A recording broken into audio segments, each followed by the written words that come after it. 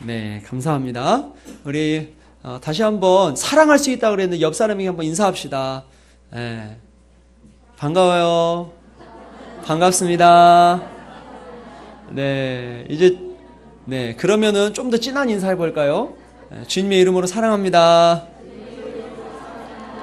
네, 주 안에서 사랑합니다. 네, 아우, 한결 좋네요. 이렇게 저희 교회가 다들 행복한 미소를 지으시니까 너무 좋은 것 같아요. 하나님의 사랑 안에 우리가 믿음의 교제를 앞으로 계속해서 나눠 가셨으면. 네, 우리 좀 이렇게, 여러분 누군가를 혹시 사랑해 본 적이 있으십니까? 네. 사랑, 보통 우리 사춘기를 경험하면서 이제 이 친구들이 이제 사랑이라는 감정을 조금 이해하기 시작합니다. 근데 제가 이제 경험해본 바에 의하면 사랑하면 진짜 사랑하면 이렇게 좋아야 되는데 사랑하면은 별로 뭐 슬픈 일이 없어도 가슴이 아픈 경험이 있는 것 같아요. 여러분 혹시 아세요? 네, 가슴이 아파요. 이 느낌 아세요 혹시? 이거 다 알아야 되는데 그죠? 특별히 뭐 실현 당해본 기억이나 뭐 이런 거 더 잘하실 텐데, 뭐 몇몇 뭐 청년들은 뭐 실현 당하고 뭐 한 달을 울었네 뭐 이런 이야기 들은 적도 있는데 여러분 가슴이 아프다니까요. 너무 신기하죠. 근데 여러분 우리가 감정을 느끼며 사고하는 것은 머리로 하는데요.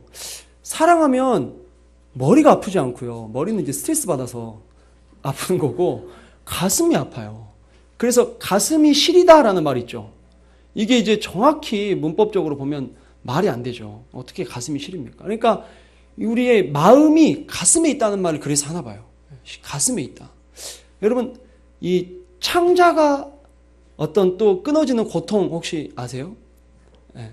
여러분 또 있잖아요. 비참하고 정말 애통하는 마음이 있을 때는 가슴이 시리지 않고 정말 속 끓을 때는 창자가 아파요. 이래서 참 우리 인간이 신기한 것 같기도 하고. 그런데 분명히 우리가 그래서 이제 사랑은 바로 머리로 하는 것이 아니라 마음으로 하는 것이다라는 것을 제가 많이 경험했습니다. 사랑하는 여러분, 오늘 말씀을 나눌 제목이 뭐냐면 받아본 사람만이 아는 사랑입니다. 그래서 사랑을 받아본 사람이 사랑을 할 수가 있죠. 그래서 예수님의 사랑을 경험한 만큼 예수님을 사랑하게 되어 있습니다. 그래서 이 시간 예수님의 사랑을 머리가 아니라 가슴으로 경험하는 시간이 되기를 원합니다. 오늘 성경 말씀을 보면 두 명의 중심 인물이 등장을 합니다. 36절에 바리새인과 37절에 죄를 지은 한 여인입니다. 많은 사람들이 37절에 죄를 지은 한 여자가 있어 그랬잖아요. 이 여자를 창녀가 아닐까, 그러니까 몸을 팔아서 돈을 버는 여자가 아닐까로 추정합니다. 당시 유대 사회에서 여자에 대해서 죄인이라고 이렇게 공개적으로 이렇게 칭할 경우 많이 창녀나 몸을 파는 여인을 지칭했기 때문이죠. 어찌되었든지 바리새인이 여인을 보고 바로 죄인이라고 말할 수 있을 만큼 그녀는 그 마을에서 낙인 찍힌 여자였습니다. 불쌍한 여자였죠. 경건하면 떠오르는 인물 바리새인과 죄인하며 떠오르는 그런 어떠한 창녀 같은 그런 어떤 죄를 많이 지은 그 여자, 무언가 대조를 이루는 듯한 이 두 사람이 예수님을 만나서 일어나는 사건이 오늘 본문에 기록되어 있습니다. 바리새인, 이 사람의 이름은 시몬인데요. 이 사람은 예수님을 자신의 집으로 초대했습니다. 한번 말씀 읽어볼까요? 36절 같이 읽겠습니다. 자기와 함께 잡수시기를 청하니 이에 바리새인의 집에 들어가 앉으셨을 때에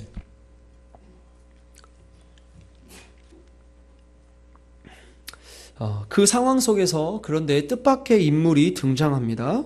37절 읽겠습니다. 그 동네에 죄를 지은 한 여자가 있어 예수께서 바리새인의 집에 앉아 계심을 알고 향유 담은 옥합을 가지고 와서 바로 그 동네에 죄인으로 소문난 그 죄인 여자였습니다. 물론 이 여인의 등장을 아무도 예상하지도 못했습니다. 그때 그렇게 천대를 받을 그런 사람이 초대되었을 리도 만무하고 그렇게 공개된 자리에 부끄러워서 많이 나오질 못하는 형편이었습니다.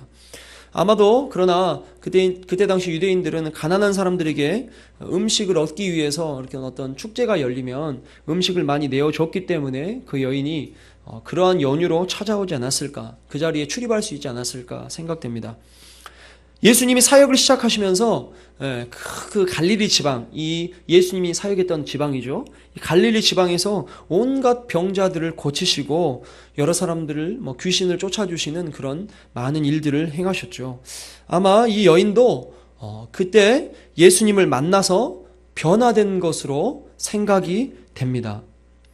그녀는 새로운 삶을 시작하게 해주신 주님께 감사를 드리고 싶었을 겁니다. 때마침 그래서 그녀는 주님이 바리새인의 집에 초대되어 식사한다는 것을 알고 정말 소중히 여겼던 그 향유 옥합을 가지고 예수님 앞에 나왔습니다. 그리고 38절에서 말하듯이 주님의 발 곁에 뒤에서 주님의 발 곁에 서서 울며 눈물로 그 발을 적시고 자기의 머리털로 닦고 계속 그 발에 입맞추며 향유를 부어드렸습니다.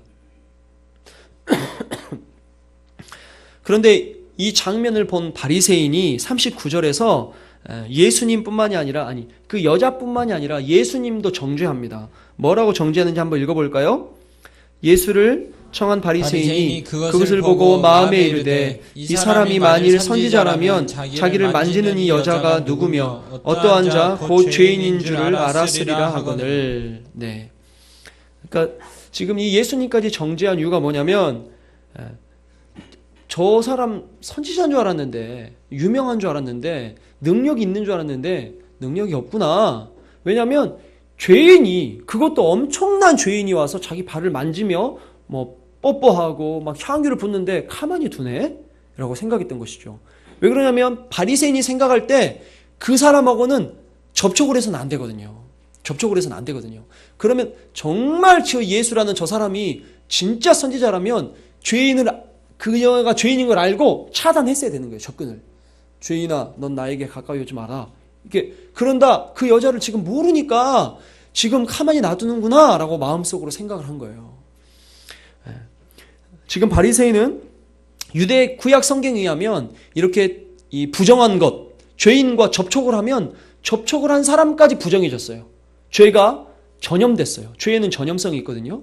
그래서 정결 예식을 지켜야 됐는데 지금 저 사람 선지자인 줄 알았더니 지금 순 엉터리네 라고 생각했던 것입니다. 여러분, 바리새인은 정말 거룩하게 살기 위해서 열심히 노력했던 그러한 측면에서 훌륭한 사람인데, 그런데 바리새인은 예수님께서 바로 그 죄의 문제를 해결하려 오셨다는 것은 몰랐던 것입니다. 바리새인들은 죄인을 보면 피하기 바빴지만 예수님은 그들을 사랑하셨습니다. 왜인 줄 아세요? 예수님은 그 죄를 해결할 능력이 있으시기 때문입니다. 할렐루야. 네. 세상 사람들은 외모로 사람을 취하기 때문에 좋은 것 좋아하고요, 멋있는 것 좋아하고요, 눈에 보기 좋은 것을 다 좋아합니다. 그런데 예수님께서는 전혀 그것을 보지 아니하시고 오히려 가난한 자, 오히려 힘든 자, 오히려 너무 큰 죄 가운데 있는 자들을 예수님께서는 더 사랑하시며 찾으시는 줄로 믿습니다. 아멘. 네. 주 안에 사랑하는 여러분, 그 어떤 죄인일지라도 예수님께 나오면 그래서 용서받습니다. 아멘. 네. 사람은 죄인을 싫어하지만 예수님은 사랑하십니다. 예수님은 그 어떤 죄의 문제에서도 우리를 구원해 내십니다. 그래서 예수님께서 말씀하십니다. 40절에 시몬아, 내가 내게 이를 말이 있다. 시몬아, 예수님께서 마음속에서 그래서 시몬의 그 생각을 아시며 말씀하신 거예요. 내가 내게 이를 말이 있다. 그 바리새인 이름이 시몬인 거죠, 지금. 그래서 예수님께서 말씀하십니다. 41절부터 42절까지 말씀하십니다. 빚주는 사람에게 빚진 자들이 있어 하나는 500데나리온을 줬고 하나는 50데나리온을 줬다. 500데나리온은 약 지금 표현하면, 굳이 표현하자면 정확하진 않지만 약 5천만 원, 50데나리온은 한 500만 원. 그런데 이 비유의 핵심은 뭐냐면 42절에 어차피 둘 다 갚을 능력이 없다는 거예요. 그래서 둘 다 탕감해 줬어요. 그러면 둘 중에 누가 더 그를 사랑하겠느냐라고 물으십니다. 그때 시몬이 말합니다. 많이 탕감받은 사람입니다. 5천만 원 탕감받은 사람이 더 사랑하겠죠. 그때 예수님께서 내 판단이 옳다 하시는데 이 비유 해석은 마지막에 제가 다른 성경 해석과 같이 해드리겠습니다. 계속해서 말씀하십니다. 44절에 그 여자를 이제 돌아보시면서 발을 닦고 입맞춤에 향유를 부은 여자를 돌아보시면서 예수님께서 말씀을 하십니다. 이 여자를 보느냐? 44절이죠. 내가 내 집에 들어올 때 너는 내게 발 씻은 물도 주지 아니하였다. 여러분, 당시 유대사회에서 초대한 손님을 대하는 기본적인 예법이 있었는데 오늘 예수님을 초대한 이 시몬은 그 중에 아무것도 하지 않았습니다. 가장 기본적인 발 씻을 물도 대접하지 않았어요. 발 씻을 물도. 그러니까 예수님을 호기심이나 아니면 어떤 연유에 있다든지 초대는 하였지만 주변의 시선을 극복하기가 힘들었던 거예요. 지난주에도 말씀 나눌 때 어떤 말이 있었냐면 왜 당신과 제자들은 죄인과 먹고 마십니까? 바리새인들이 그렇게 말했다 그랬죠. 그러니까 예수님이 죄인은 아니지만 바리새인들이 바라볼 때 이상한 사람이거든요. 이단으로 생각될 듯한 그런 사람과 그런 사람을 초대했는데 주변에 또 수많은 잔치니까 사람들이 있었을 테니까 차마 예수님을 이렇게 온전히 내가 받아들입니다 라는 어떤 그런 표시로 발 씻을 물을 주거나 우리가 악수하듯이 그들의 인사로 이렇게 껴안고 이렇게 간단하게 뽀뽀하거나 그런 걸 전혀 하지 않았다는 거죠. 그러니까 유대인은 어느 정도 선을 긋고 예수님께 나아갔던 사람입니다. 네. 그에 반해 오늘 초대받지 않은 여인, 죄인이라 낙인 찍혔던 이 여인은 눈물로 예수님의 발을 적시고 머리털로 닦았습니다. 45절입니다. 너는 내게 입맞추지 아니하였으되. 바리새인은 인사도 정확히 하지 않았습니다. 그런데 그 죄인은 예수님이 들어올 때부터 발 앞에서 입맞추기를 그치지 아니하였습니다. 46절입니다. 바리새인은 예수님 머리에 감람류도 붓지 않았습니다. 극진한 손님의 대접을 하지 않았습니다. 예수님을 왕으로 전혀 인정하지 않았습니다. 예수님을 구원자로 믿지 않았습니다. 그러나 그 여인은 향유를 발에 부으면서 여인이 할 수 있는 최대한 것으로 예수님께 받은 은혜와 그리고 자기의 사랑을 표현한 것입니다. 정말 온 마음을 다해서 많은 사람들이 천대했던 그였지만 주님을 향한 사랑은 누구보다 진실하였습니다. 지금 이 두 사람의 행동이 대조를 이루고 있죠. 과연 왜 그랬을까요? 왜? 47절에서 우리가 먼저 그 이유를 알 수 있습니다. 같이 읽어볼까요? 이러므로 내가 내게 말하노니 그의 많은 죄가 사하여졌도다. 이는 그의 사랑함이 많음이라. 사함을 받은 일이 적은 자는 적게 사랑하느니라. 이것을 잘못 이해하면 여인이 그렇게 정성을 다해 예수님을 이렇게 대접했기 때문에 죄사함을 받았다라고 오해할 수 있는데요. 다시 잘 읽어보시면 그런 말이 아닙니다. 47절 후반절에 이런 말이 있죠. 적게 용서받은 사람은 적게 사랑한다. 그러니까 그 여인은 이미 많이 용서받아서 예수님께 많은 사랑을 드렸던 거예요. 그러니까 죄 용서함을 예수님 발 닦고 입 맞춰서 받은 게 아니라 이미 경험했다는 것을 알 수가 있죠. 나아가 50절에 보면 내 믿음이 너를 구원하였다. 평안히 가라. 예수님께서 말씀하시죠. 그 여인의 믿음으로 구원받은 거예요. 구원받았다. 그리고 죄사함을 받았다. 이게 다 그 현재 완료로 사용되는데 시제가 그래서 이미 구원을 통해 그녀의 믿음이 이루어졌음을 뜻하고 있습니다. 사랑하는 여러분, 그 죄인은 예수님께서 자신의 죄를 용서해 주심을 믿고 은혜를 경험했을 것입니다. 그랬기 때문에 정말 사람들의 차가운 시선도 아랑곳하지 않고 예수님께 나오는 용기를 가졌고 그게 자기의 믿음의 표현으로 드러났습니다. 예수님을 향해서 전심이 담긴 사랑의 표현을 했던 겁니다. 주 안에 사랑하는 여러분, 오늘 여기에 모인 우리는 원래 죄인입니다. 죄인이라는 게 뭐냐면 지옥 가야 된다는 뜻이에요. 하나님의 저주 가운데 있다는 거예요. 그게 당연한 존재라는 거예요.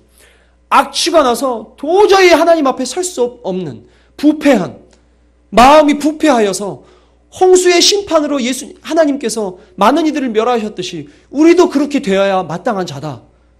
이게 죄인입니다. 바로 오늘 본문의 그 창녀로 추정되는 그 여인이 그런 죄인이었습니다. 그런 우리에게 예수님께서 믿음을 주셨습니다. 우리로 하여금 주님을 믿게 해주셨습니다. 그리고 구원해 주셨습니다. 할렐루야. 네. 이게 여기서부터 우리 은혜가 시작됩니다. 그런 우리를 하나님께서 구원해 주셨습니다. 하지만 우리도 마땅히 이 여인처럼 정말 우리가 그 은혜를 누리고 있다면 차마 하나님 앞에 설 수 없어서 떳떳하게 예배하기 너무 부끄럽고 죄사함을 받았지만 여전히 죄인임이 죄송하고 하나님의 은혜에 감격해서 자기의 소중한 것을 내어드리고 그렇게 예배해야 함이 마땅한데 오늘 저와 여러분 우리 모두의 모습에서는 오늘 본문의 바리새인의 모습들이 여전히 오히려 많이 남아있는 것을 계속 보게 됩니다. 주님보다는 주님께서 행하시는 일에 더 관심을 갖고 주님이 내 집에 초대하면 혹시 무슨 일을 행하실까? 이 사람은 어떤 사람인가? 주께 나아가면 내가 어떨까? 내가 이렇게 믿음 생활하면 주변 사람들 어떻게 생각할까? 그러므로 내 눈에 들보보다는 타인의 티끌에 더 주목하여서 이 바리새인처럼 초죄인인 여자 자기의 죄를 보지 못하고 생각하는 건 아닐까? 어차피 50데나리온 빚진 사람이나 500데나리온 빚진 사람이나 자기 힘으로 못 갚는 거는 매 마찬가지인데 자기보다 더 도덕적으로 많은 문제가 있다 그래서 정죄하거나 그러진 않았는지 죄인이었던 나를 용서해 주신 주님에 대한 감사와 사랑은 약화되며 자기 의에 기반을 둔 자기 의라는 것은 자기 행동을 통해서 하나님께 인정받으려 하는 모든 시도입니다. 내가 11조 했으니까 내가 헌금했으니까 내가 예배드렸으니까 내가 믿음이 있으니까 내가 믿었으니까 하나님께서 복 주시겠지. 내가 기도했는데 타인의 평가는 더 강화되고 나는 내가 열심히 한 그것 가지고 하나님 앞에 서려고 하진 않았는지. 그렇다면 여러분 어떻게 우리는 이러한 모습을 교정할 수 있을까요? 우리 안에 이 정말 이 본성적으로 내재된 이 바리새인의 모습을 어떻게 떨쳐낼 수 있을까요? 오늘 본문에 등장하고 있는 이제 이 죄인 여자 그리고 예수님께서 비유로 설명하신 그 비유 이 두 가지를 바라보면서 그 답을 얻기를 원합니다. 첫 번째는 우리가 죄인인 사실을 절대 잊어서는 안 됩니다. 예수님께서 비유를 들었죠. 500데나리온 빚진 자가 있고 50데나리온 빚진 자가 있는데 어차피 갚을 능력이 없다니까요. 볼까요? 42절 같이 읽겠습니다. 42절입니다. 시작. 갚을 것이 없으므로 둘 다 탕감하여 주었으니. 네, 여기까지 하겠습니다. 어차피 갚을 것이 없다는 거예요.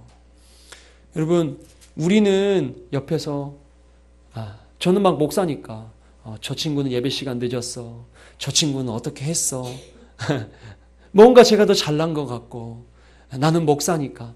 하나님께서 보실 때는 매 한 가지입니다. 63빌딩에서 여러분 140꼬마를 보나 2m 사람을 보나 어차피 저물어 보이는 건 매 마찬가지고 비행기 타보시면 큰 집이나 작은 집이나 어차피 손톱만큼도 안 하고 하나님께서 보실 때 다 똑같은데요. 예수님의 비유의 초점이 그것입니다. 둘 다 탕감을 받듯이 용서받아야 될 죄인이라는 겁니다. 여러분 오늘 성경은 분명히 그래서 그 여인의 죄를 주님께서 용서해 주셨다라고 말하지만 분명히 동시에 성경에는 그 여인이 죄를 지은 여인이다라고 확실하게 기록하고 있습니다. 마태복음을 기록한 세리 마태, 우리가 지난주에 설교 들었던 그 마태도 마태복음에 자기를 세리라고 지칭합니다. 죄인이라는 것이죠. 네. 믿음의 귀감이 되는 그 사도 바울도 자신을 가리켜 뭐라 그러냐면 나는 죄인 중에 최고 죄인 괴수다라고 표현합니다. 아니 성령께서 성령으로 감동케 하셔서 그렇게 아마 성경을 기록하게 하셨습니다. 자기가 죄인임을.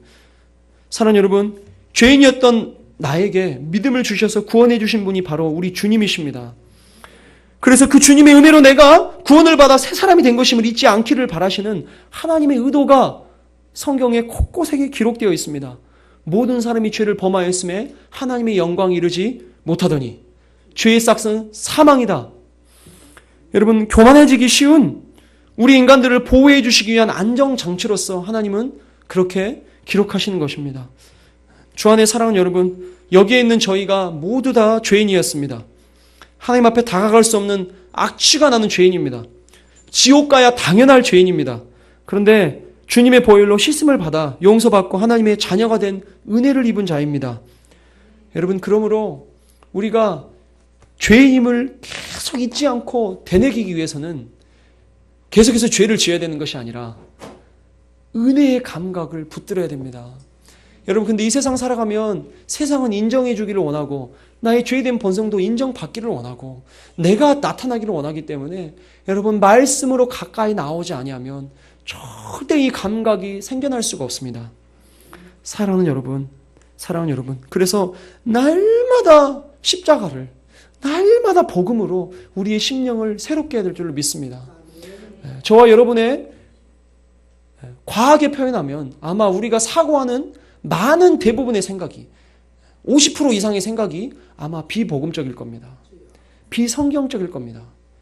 그렇게 우리가 행동을 합니다. 그래서 마음껏 마음에서 조금 미우면 미워하는 거죠.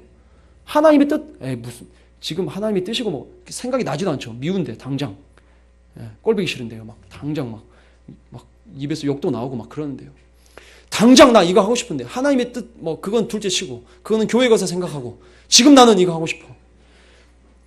그리고 복음적인 생각이 마음속에 우러나질 않습니다. 왜? 본성이 타락했기 때문에. 그래서 여러분, 말씀과 십자가와 복음을 붙들어야 합니다. 날마다 배워야 합니다. 비복음적인 생각으로 대부분 저희가 생각이 굳혀져 있기 때문에 이 세상 가치관이 우리를 지배하기 때문에 비복음적인 생각이 너무나 많은 거예요. 자기중심적이고. 여러분, 이거 깨트리려면 계속해서 복음을 들어야 합니다. 십자가로 나아가야 됩니다. 예수님이 왜 죄가 없는데 죽으셨는지를 명확하게 알아야 됩니다. 대충 알면 믿음 생활도 대충 합니다. 확실하게 알아야 확실하게 하는 것입니다. 복음을 계속해서 들어야 됩니다.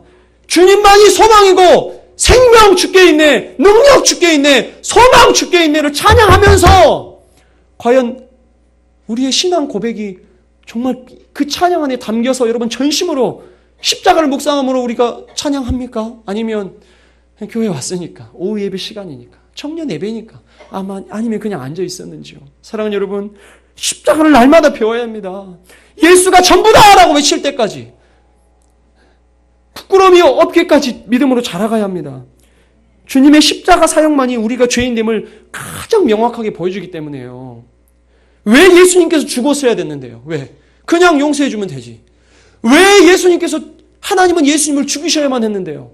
왜 예수님은 순종함으로 죽으셨는데요? 왜 6월절 어린 양이 그렇게 나오는데요? 왜 구약의 제사에서는 수없는 어린 양과 염소들이 죽었는데요?